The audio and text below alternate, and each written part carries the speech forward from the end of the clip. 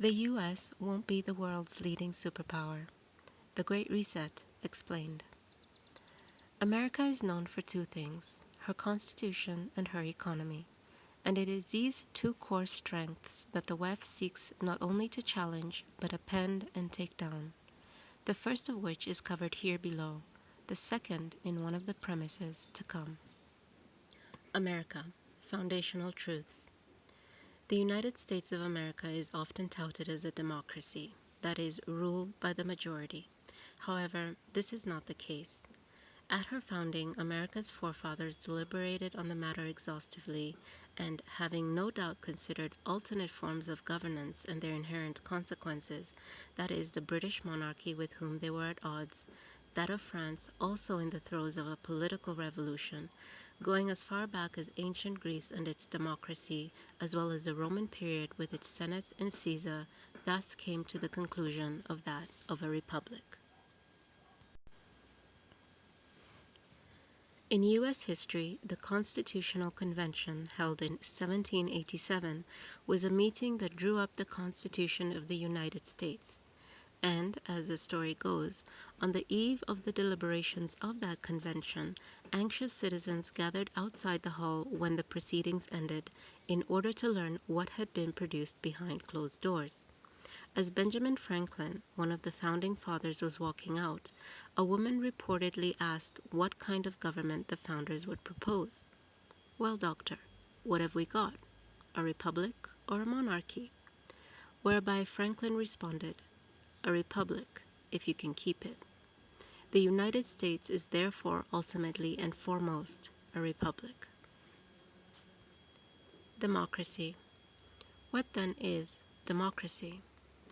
A democracy is, simply put, rule by the majority, and a form of government in which the people have the authority to choose their governing leaders.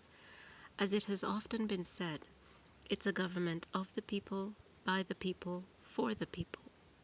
Alternatively, in the errant form, it is also closely likened to a tyranny.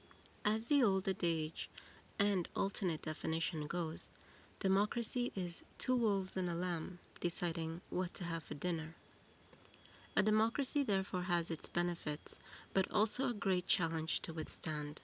Moreover, both it and a republic can be eroded over time in various ways, one of which is through a technocracy.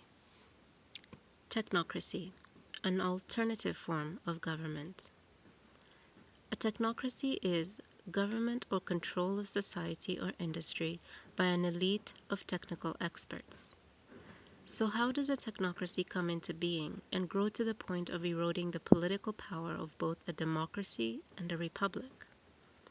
The answer is quite simple. Microsoft, Amazon, Alphabet, Meta, or Facebook. Initially, these companies came into existence as all companies do, to solve a problem or meet an existing need in the market.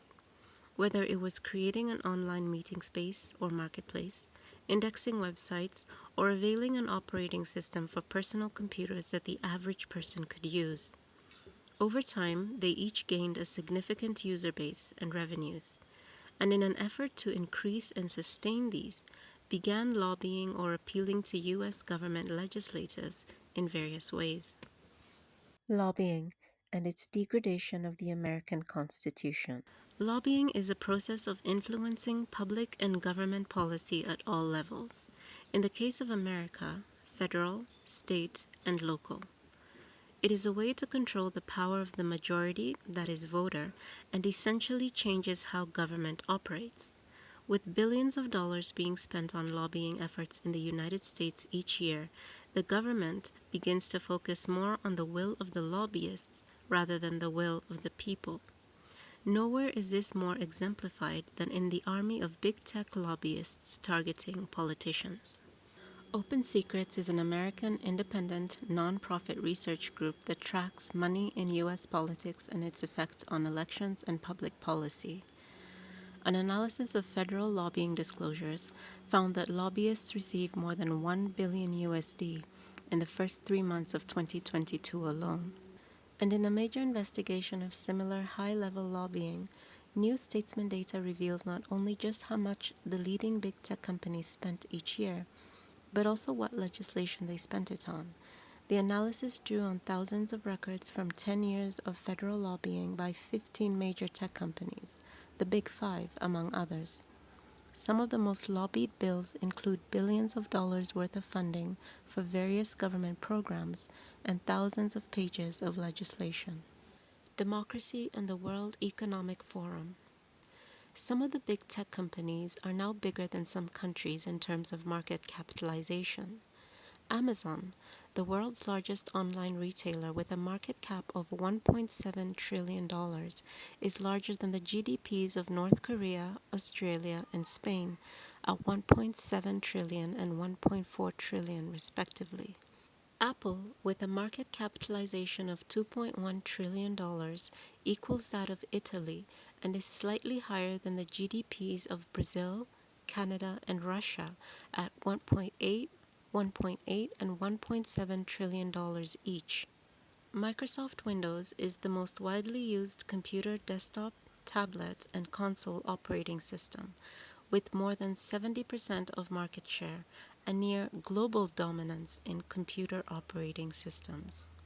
Google Search is a search engine provided and operated by Google that handles more than 3.5 billion searches per day, and currently, as the most visited website in the world, commands a 92% share of the global search engine and ergo information market.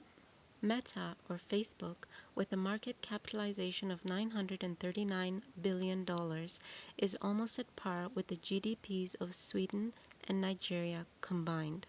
Additionally, as of June 2017, Facebook as a social media network had more users than the population of the US, China, and Brazil combined.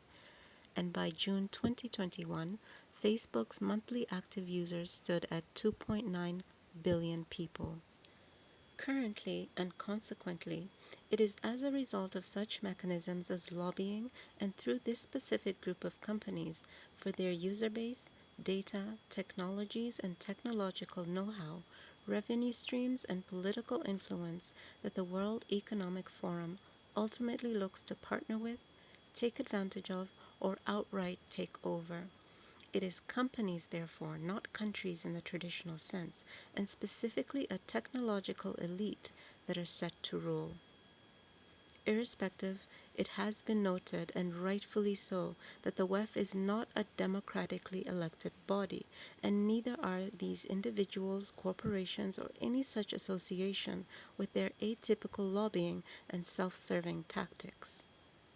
In the end, and what upholds a republic? So going back to the original problem, how then can we define a republic? It is a well-known and established fact that for a republic to function, it's critical that the government then respect the will of the people and take them seriously, not only having their concerns in mind, but also taking them to heart and actioning accordingly. Those, that is, citizens that have voted for that government, but also those who have not. A republic can hereby then be defined as a state where the rights of the minority are upheld at a time when the majority rules. And how can it be maintained or upheld? Simply by adhering to the constitutional laws. In conclusion, where democracy and the Constitution collide, the Constitution being the bedrock of a good, if not great, society, and it is thus in keeping with those famed words of American statesman founder Abraham Lincoln that a government of the people, by the people, for the people, a government accountable to the people alone, shall not perish from the earth.